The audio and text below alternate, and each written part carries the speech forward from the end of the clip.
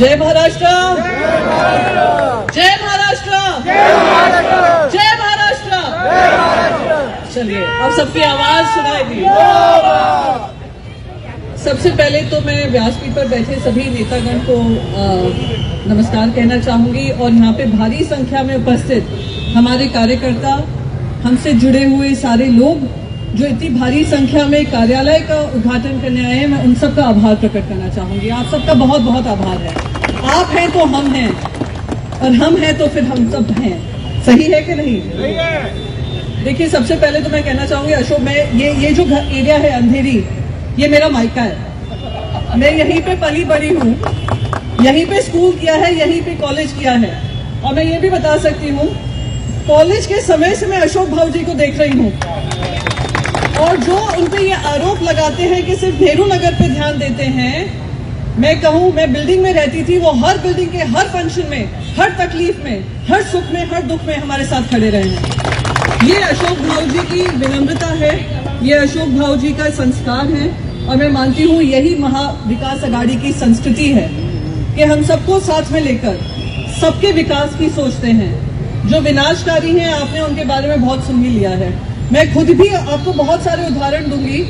यहाँ पे हमारे साथ शिवसेना के हमारे कार्यकर्ता उद्धव बाला साहेब ठाकरे जी, मैं शिवसेना को शिवसेना ही मानती हूँ क्योंकि आज नहीं तो कल सुप्रीम कोर्ट में निर्णय होगा या नहीं होगा, जनता की अदालत में शिवसेना शिवसेना ही होगा, उद्धव बाला साहेब ठाकरे जी का ही होगा।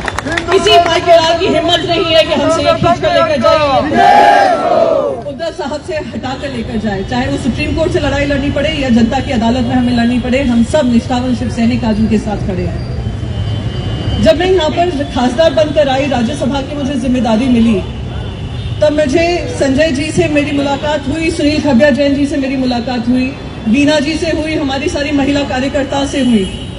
और उस समय पर जो उनका काम रहा, मैं आपको कह नहीं सकती हूँ कि उन्होंने पूरी निष्ठा से, पूरी ईमानदारी से जो अंधेरी के लिए काम किया होगा, जनता के बीच में रहकर काम किया होगा, वो आज तक उसका फायदा हमने लोकसभा में देखा, उसका आशीर्वाद जनता से हमें मिला और आज आने वाले समय में विधानसभा में जो इनकी करारी हार होने वाली है, वो हमारे सबकी मेहनत की वजह से होने वाली है, ये मुझे पूरा यकीन है। मैं आपको बस 2-3 उदाहरण दूंगी इस महाझूठी गठबंधन के महाझूठे आमदार की, और मैं इसलिए दूंगी क्योंकि सब जानते हैं महिला के लिए मायका मायका ही होता है और ससुराल ससुराल होता है। कितने भी साल मैं ससुराल में बिता लूं, मायका ही मेरा प्यारा होगा। तो जब मैं खासदार बनकर आई, मैंने कहा कि अंधेरी में हम लोग सब मिलकर काम करेंगे और अंधेरी में जो हमसे बन पाएगा, हम शिवसेना, उद्धव बाला साहेब ठाकरे जी के मन था, उद्धव जी का भी मन था कि हम अंधेरी में जो लोगों की दिक्कतें हैं हम वो काम करें। तो आपने जुहू में आप गए हैं, जुहू बीच की तरफ, तो जुहू बीच की तरफ हमने काम शुरू किया। जैसे ही काम शुरू किया, हमारे एमपी लाइट फंड से शुरू हुआ, संजय जी यहाँ पे हैं, सुनील खबिया जी यहाँ पर हैं। सबसे पहले दिन जैसे ही हमने नारियल फोड़ा, उसके दूसरे दिन टाइम्स ऑफ इंडिया के पहले पेज पे मेरा नाम था कि ये देखिए जनता का पैसा बर्बाद करने में लगी है, हमने तो ऑलरेडी वहां पर काम किया हुआ, ये फिर से काम करने में लगी है। और मैं आज उनको यहाँ से ही इसी मंच से खुली चुनौती देना चाहती हूँ कि जुहू पे जो काम किया और जो गाड़ियां वहां से पास होती हैं, जो रोड वाइडनिंग का काम किया, जो ब्यूटिफिकेशन का काम किया हो, आज इनके 10 साल के कार्यकाल में नहीं किया होगा जो हमने 10 महीने में करके दिखाया। अशोक भाऊ जी, मैं जब भी पांडुरंग सोसाइटी गई थी, मैं पांडुरंग सोसाइटी में कुछ कार्यक्रम था, 26 जनवरी का कार्यक्रम था, तो वो सब आपकी याद कर रहे थे। उन्होंने कहा जो यहाँ पे काम हुआ है अशोक भाऊ के बाद यहाँ पर कोई काम नहीं हुआ है। 10 साल से कामदार है जो आकर फीता काट देता है, अपनी बाबरी बाग कर जाता है, पर काम कुछ नहीं करता है। मैं दूसरा उदाहरण देना चाहती हूँ। हमारा एक पार्क है जहाँ पे, जुहू पे एक पार्क है जहाँ पे जो बच्चे जो विकलांग हैं, दिव्यांग हैं, उनके लिए हमने व्यवस्था की थी कि वो आकर खेल सके। मुंबई में ये ऐसी कहीं जगह नहीं थी, तो हमने कहा कि चलिए कोई हमारे साथ मिलकर ये काम करना चाह रहा था, हम उस पार्क में जो दिव्यांग बच्चे होंगे वो आकर वहां पे खेल सकते हैं। क्या आपको अच्छा लग रहा है कि ऐसे दिव्यांग बच्चों के लिए भी जगह बने, हमारे मुंबई में दिव्यांग बच्चों की जगह बने? क्या हम नहीं चाहते हैं हम सब मिलकर ऐसे बच्चों के लिए काम करें? पर उन्होंने एकमात्र एक इंसान ने वो काम रोका होगा, वो यहाँ का अभी का आमदार है। शर्म आनी चाहिए, उन्हें शर्म आनी चाहिए। और मैं इसलिए इतने गुस्से से बोल रही हूँ क्योंकि जो बच्चों का नहीं वो किसी का नहीं, जो अपना नहीं वो किसी का नहीं। और वो ऐसे लोग हैं जिन्होंने सिर्फ महाभ्रष्टाचार किया है, महाझूठ परोसा है, और जो अच्छे काम है, अच्छे कामों में बाधा डालने का काम किया होगा। तो एकमात्र मैं उनका नाम भी नहीं लेना चाहती हूं, पर आप सब समझ गए हैं कौन है वो। धिक्कार है। तो मैं आने वाले समय में मैं ज्यादा उन पे समय नहीं नष्ट करना चाहती हूं, क्योंकि हम महाविकास अघाड़ी हैं। हम अघाड़ी की सोचते हैं, पिछाड़ी की नहीं सोचते हैं। हमें आगे बढ़ना है, हमें विकास का काम करना है, हमें प्रगति का काम करना है, हमें जनता का काम करना है।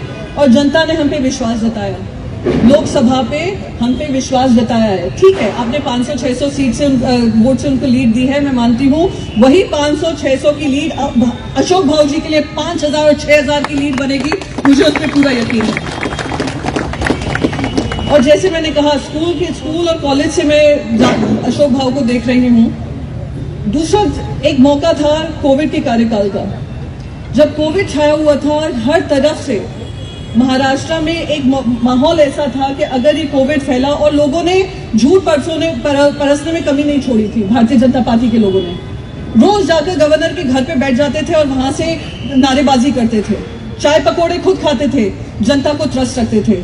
उस समय पे कूपर हॉस्पिटल से लेकर महिलाओं की वैक्सीनेशन से लेकर, मैं जानती हूं जो मेरे फादर को की तबीयत खराब हुई थी, सुनील हबिया जी खुद उनको कूपर हॉस्पिटल लेकर गए थे, नानावती लेकर गए थे। अपनी जान की परवाह न करते हुए हमारे शिव सैनिकों ने रास्तों पे जाकर काम किया है, लसीकरण का काम किया है, खाना देने का काम किया है। इस्कॉन हमारा जो मंदिर है, हरे कृष्ण मंदिर, वो हरे कृष्ण मंदिर हम सबके लिए एक दिव्य स्थान तो है ही, पर उस समय पे कोविड के कार्यकाल में उन्होंने इतनी मेहनत हमारे साथ मिलकर की, कंधे से कंधा मिलाकर की, कि कोई घर में, किसी के घर में भी किसी तरीके की भूख ना हो।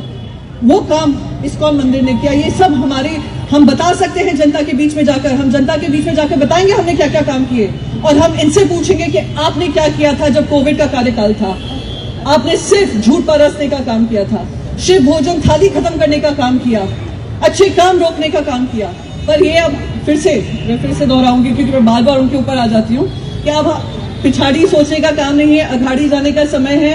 आप सब हमारे साथ जुड़े, आप सब हमें मजबूत करें। हम मजबूत होंगे तो अंधेरी मजबूत होगा, अंधेरी मजबूत होगा तो मुंबई मजबूत होगा, मुंबई मजबूत होगा तो महाराष्ट्र मजबूत होगा, और महाराष्ट्र मजबूत हुआ तो मेरा भारत मजबूत होगा।